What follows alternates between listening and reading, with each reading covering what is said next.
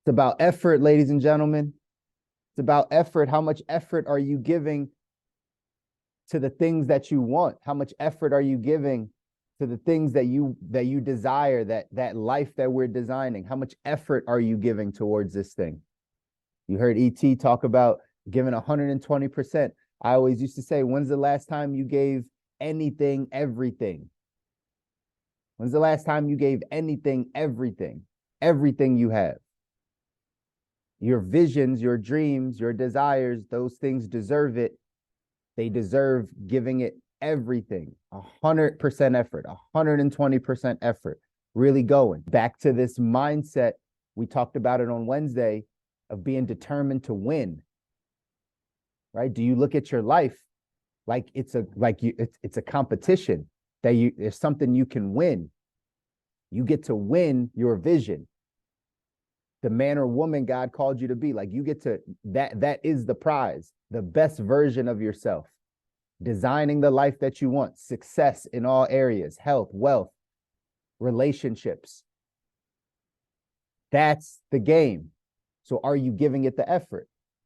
That's really what it's about. Are you giving this the effort that it requires? Or are we distracted? Are there things? And again, I'm speaking from the eye because I understand how this works. Life distracts us. Our energy gets drained from our job, from our relationships, from our family, from these things. So we don't feel like we can give 120% effort to our goals, to our dreams, to our vision. But that's what we have to shift. That's the mindset shift. It's like, I'm not going to allow these things to drain my energy, to take away from me. I'm going to give my time and energy and attention to the things that are moving my life in the direction I want them to go. So you got to know, you got to take control of your life. It's something ET said in there. Are you taking control of your life? Full control. We can control our effort. We can control our attitude. We can control our actions. Can't control much else. It's about it, right? Can't control the circumstances around you. Can't control the weather. You can't control your family. Can't control any of the things that happen. You control your effort, though. You control how much effort you put in. You can control the actions that you take on a daily basis. You can control your attitude, how you think about something. You can control all those things. And if you manage to control all of those things, your life will change. If you have if you understand how important it is to manage your attitudes, your disposition, if you're having a bad day, as people say, is that going to be a full day for you? Is it a full day that you're having a bad day, or is it a couple hours? Or is it a couple minutes? Do you know how to change your state? Do you know how to get out of that so you can get back to being productive and changing your actions and your habits? Do you understand how to do that? We have control over those things. And that's the challenge. That's the challenge of taking your life to where you want it to go, is how do you control these parts of your life? We all get the same 24 hours. That's what Sean said. So it's about managing ourselves within that time. We can't manage time, but we can manage ourselves within that 24 hours. These are the differences, the small differences that it takes. The small differences that it takes in order for us to be able to get to the life that we want. ET said something else in there. He talked about what's pushing you. Do you have something pushing you? Is your vision pushing you? Do you have something that wakes you up every morning that says, I got to go get this thing? I got to go. Do you have that sense of urgency, or is it just the next day? Let me get through the day. The next thing, right? It's a different level. It's a different level of vibrating. But more importantly, he said something really important in there, which is going to be in the text today, right? About the opportunity. We all have an opportunity. Blessed by being in this country right now, like, we all have opportunities to take our lives to where we want them to go, to design the life that we want. So when you have an opportunity, you have to give the effort. You have to put yourself in that position. We never squander the opportunity. In the text, 177 mental toughness secrets, it says here, the great ones never hesitate to seize opportunity. And that opportunity comes all the time in many different forms. You just have to see it. I gave this acronym to a lady one time, and she always repeats it back to me every time I have a coaching session with her. I said POOR, the acronym for POOR, POOR. is passing over opportunities repeatedly. Passing over opportunities repeatedly. That's what keeps you poor. So you got to make sure that you are making sure. Good to see you, Abik. Take care, man. You got to make sure that you are seizing the opportunities. Here's what it says in here. It says amateur performers are perpetually waiting for their ships to come in. They're waiting for the man on the white horse singing, "Here I come to save the day." The masses seem content to wait to inherit their fortune from some long-lost rich relative or by winning the lottery. The casinos are full of amateurs looking for opportunities. The pros don't view opportunity as something to wait for, but as something they can create for themselves. The more opportunities that the world class creates, the more that seem to come their way. The great ones know they are completely responsible for how their lives turn out. Average people keep hoping luck and circumstances will favor them. Meanwhile, the champions are out impacting the world. At the heart of this difference in philosophy is a lack of fear. The great ones are unafraid to fail and at a new opportunity.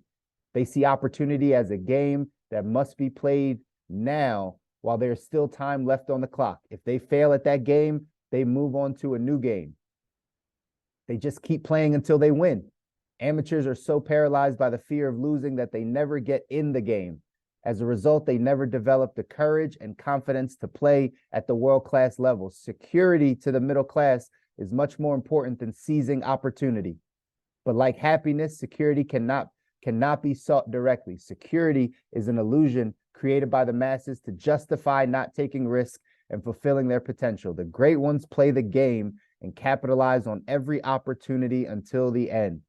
Meanwhile, the amateurs come to the end of their lives and arrive safely at death. That is not us. We are not the amateurs. We are the world class. So we have to seize the opportunity.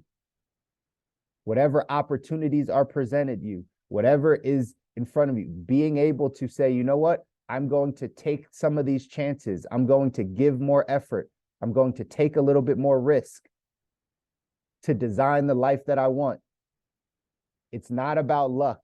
It's not about, man, I hope I hit this lottery or I hope I hit it big this day. It's about saying, you know what? I'm going to create my opportunities. We're not afraid to fail, first and foremost. If you have any fear of failure, you've heard me on these calls constantly say it, and we'll continue to reiterate it, right?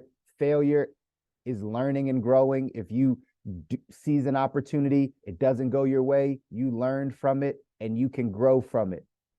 So the more that you continue to learn and grow, the more you are able to design that life and get to that life that you want.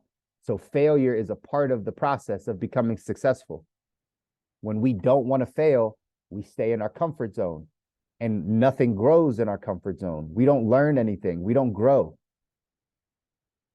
It's kind of what happens at jobs. It's comfortable. After about 6 months, you know exactly your job and how to perform it with the minimal amount of effort. So you're not learning and you're not growing. It's comfortable. Come over to the other side, get to that entrepreneur world. It's constantly uncomfortable. Successful people are comfortable being uncomfortable, right? Why? Because you're constantly learning and constantly growing. Every day it's something new in a different situation that forces you to learn and grow and become different. And like it says, that is what builds the courage in you to continue to play the game. That's what builds the courage in you to go after the life that you want. So the way that you do that is you've got to make sure that you are seizing opportunities. When opportunities come your way, you've got to take them. I just had this conversation with a gentleman. We were having a conversation about, starting in his entrepreneurial journey. And one of the things that he said was, I don't want to kind of overwhelm myself, right? Or overextend myself. Have a job or I have something that's coming my way, but I don't know if I want to pick up anything more to overwhelm myself. And I said to him, I was like, most people say that, but yet they never actually overextend themselves. They say no more than they say yes to things. When you're looking at an opportunity that comes your way, Most people are like, nah, I don't have time, or they're normally inclined to say no before they say yes. So they never really know what it means to be overextended or to be overwhelmed or to push themselves in the areas that they want. But what I always say is if you do that, if you do say yes to more opportunities, not just obligations, right? Not just I said yes to taking my family to the airport and right picking up the kids and doing this, like not just yes to the busy things, but yes to opportunity. Yes to this could change my life. This could point me in the right direction. This could bring me more income. This could bring me better relationships. This could be something. If you say yes to more of those things, I promise you over time, you'll figure out what your priorities are and how to react and how to set boundaries and how to manage yourself within the time, because all of these things are things that are opportunities that get you to where you want to go. So sometimes we have to give ourselves that room to take on the opportunity, to say yes, not just say no because we're relatively comfortable. Say yes and then take it on and then see how we react to it, because that's what builds this courage. That's what allows you to play the game. So you got to seize the opportunity in order to get to the best version of you, in order to get to the life that you want, designing the life you want. You've got to be able to say, you know what? I'm not sure how this is going to turn out, but I'm not afraid of failing. I know that these opportunities can lead me to something great. So I'm going to seize this opportunity. I'm not just going to wait for someone to come save me. I'm not just going to wait until the time is right and luck hits and I make the money or I have the perfect situation. I'm not going to wait for any of those things. I'm going to seize the opportunity. I'm going to seize the opportunity. And that's a mindset we have to be in. If you want to design the life you want, remember, I keep coming back to this because most people don't design the life that they want. Most people don't. I've said this before in this way. Sometimes people, when I help them kind of sell themselves on their dream, on their vision, like what life do you want to live? Normally people have this grandiose life of living on the beach and not having to work and right traveling and doing all these things. And I always ask, like, do you know anybody that lives that life? Like, do you actually like have a clear example of someone that you know that lives the life that you want? And most people don't. Most people don't have a clear person that they know that all they do is sit on the beach all day and have no money worries and right do nothing all day or just constantly travel all day long. Like most people don't know those people. So basically they're saying, I want a life that I don't even know if it's possible, but this is the life that I want. So when we start thinking about those things, we have to do things differently than what everyone else is doing. Since we don't know anyone that has that life, you have to do everything opposite. You have to do everything different. That's the only way to design the life that you want. So these little things, like not passing over opportunities, like seizing every opportunity that comes, getting rid of the fear, understanding that this mindset of if there's an opportunity, I'm going to seize it. And then I'm going to figure it out. I'm going to say yes, then I'm going to figure it out. And I'm going to keep playing this game until I win. I'm going to have the sense of urgency, like we talked about on Wednesday, being determined to win. Just no matter what, your family is depending on you. You have goals, you have things that you have to get to. And no matter what, you're going to say, I'm going to win. The only way to do that is to take on these opportunities. Here's what this quote says. It says, the lack of opportunity is ever the excuse of the weak, vacillating mind. Opportunities. Every life is full of them. Every newspaper article is an opportunity. Every client is an opportunity. Every sermon is an opportunity. Every business transaction is an opportunity. An opportunity to be polite, an opportunity to be manly, an opportunity to be honest, an opportunity to make friends. There's opportunity all around us. Your life is full of opportunity. Your next conversation that you have is an opportunity. That person that you happen to sit next to at the restaurant can be an opportunity. The person that calls you and talks to you about something that they're doing is an opportunity. Diane just said, every breath is an opportunity. That's right. Everything around you is an opportunity. Here's the question. Are you looking for opportunity? That's really the question. Are you looking for opportunity? Are you seeing it? Because if you're looking for it, you'll see it. It'll come to you. You know, Ed Milet talks about the reticular activating system, the part of our brain that if we think about something, we start to see it all around us. Right? If the car that you want is a white Tesla, and all of a sudden all you're thinking about is white Teslas, then you go and buy a white Tesla, then before you know it on the road, you're going to see a bunch of white Teslas everywhere. Not because more of them were on the road, it's because that's what you were thinking about. It's what you put into your reticular activating system. You started seeing the things that you were putting up there. So what if opportunity is what you put in your mind? What if all you're doing is thinking about where's this opportunity coming from? Where am I picking up this next opportunity? How can I create more opportunity? What's an opportunity? And if you put it in your mind, you'll start to be able to see it in your life.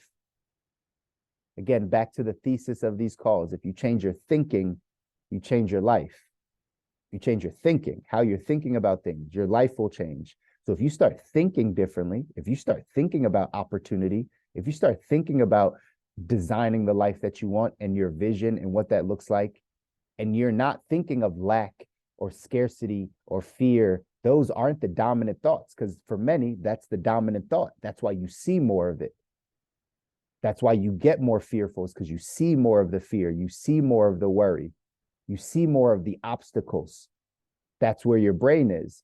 But if your brain's stuck on abundance and opportunity and growth, well, then you'll start seeing those things as well. And that's what's going to allow you to win.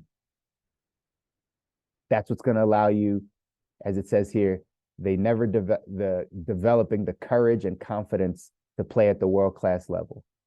That's what we need, ladies and gentlemen. You need the courage and the confidence to play at the world-class level. And the way that you do that is you change your thinking. You practice this stuff. It doesn't happen overnight. Remember, we're unlearning 20, 30, 40 years of programming. We're unlearning that. So of course it doesn't happen overnight. Of course it doesn't happen in a day. Of course it doesn't happen in a month or 2 or 3. This is years of doing this and thinking this way and changing and pushing against our natural thoughts. It's years of it. Again, I've been doing this personal development stuff 8, 9 years now, just in books, in audios, learning, listening to these types of videos, studying, understanding success, just doing more of it, pushing back against the status quo of what society wants us to think about, pushing back against those things and saying, you know what, in order to design the life I want, I have to think differently. I have to do different things. I can't think the way and watch the things and listen to the things that the masses listen to, because it'll get me what they have. And I don't want anything that they have. I don't want any of it. So that's the challenge for all of us on this call. How do we change our thinking? How do we start seizing more opportunities? We got to start taking control of our life. Take full control of our life. It's up to you. You deserve to win, ladies and gentlemen. I love you guys. I want you to win. You deserve it. Your families deserve it. The people around you deserve it. People are counting on you to take in this information and do good stuff with it, so that not only can your life change, you can change the lives of those around you. Somebody has to take control of it. We can't live in the same cycles. We can't do the same things. We can't continue to perpetuate the same stereotypes and mindsets. We have to change. And it takes one person in that family tree, in that lineage, to say, you know what, we're going to think differently about some things. We're going to do some things differently. And it's all of you guys, because you're taking the time, jumping on these calls, taking this information in. Now you just got to go out and apply it, guys.